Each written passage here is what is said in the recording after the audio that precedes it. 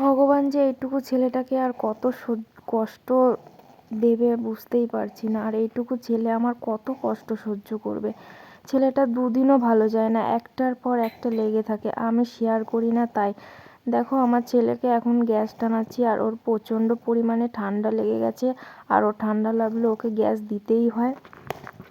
যবের থেকে হয়েছে ছেলে দুদিনও ভালো যাচ্ছে না, ওর একটার পর একটা লেগেই রয়েছে। আর ডাক্তার দেখাতে দেখাতে আমরাও পুরো নাজেহাল হয়ে পড়েছি। ওকে ওষুধ খাওয়াতে খাওয়াতেও আমি পুরো বিরক্ত হয়ে গেছি। আর এইটুকু ছেলে কত ওষুধ খাবে? একটা 1.5 বছরের বাচ্চা কত সুন্দর কথা বলবে, হাঁটবে, খেলবে, ও কোনো কিছুই করতে পারছে না শুধু এই শরীর খারাপের জন্য। দুদিনও ভালো যাচ্ছে না। এখন ওর কত রকম সমস্যা, মুখে ঘা হয়েছে, কিছুই খাচ্ছে না, কিছু খাওয়াতেও পাচ্ছি না। প্লাস ঠান্ডা লেগে বুকে পুরো বসে পড়েছে, বুকে ঘ্যার ঘ্যার আওয়াজ হচ্ছে, তার জন্য গ্যাস দিচ্ছি। প্লাস কাশি।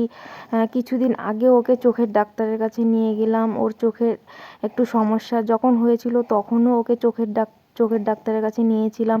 1 বছর পর ওকে আবার নিয়ে গেলাম চোখের ডাক্তারের কাছে। ওর একটার পর একটা সমস্যা হতেই রয়েছে। প্লিজ তোমরা একটু ভগবানের কাছে প্রে করো যাতে আমার ছেলেটা একটু সুস্থ হয়ে যায়। আমার ছেলেটা খুব কষ্ট পাচ্ছে, ওকে দুদিনও ভালো রাখতে পারছি না। এত ভালোভাবে রাখার চেষ্টা করছি তাও কেন পারছি না জানি না। ভগবান একটু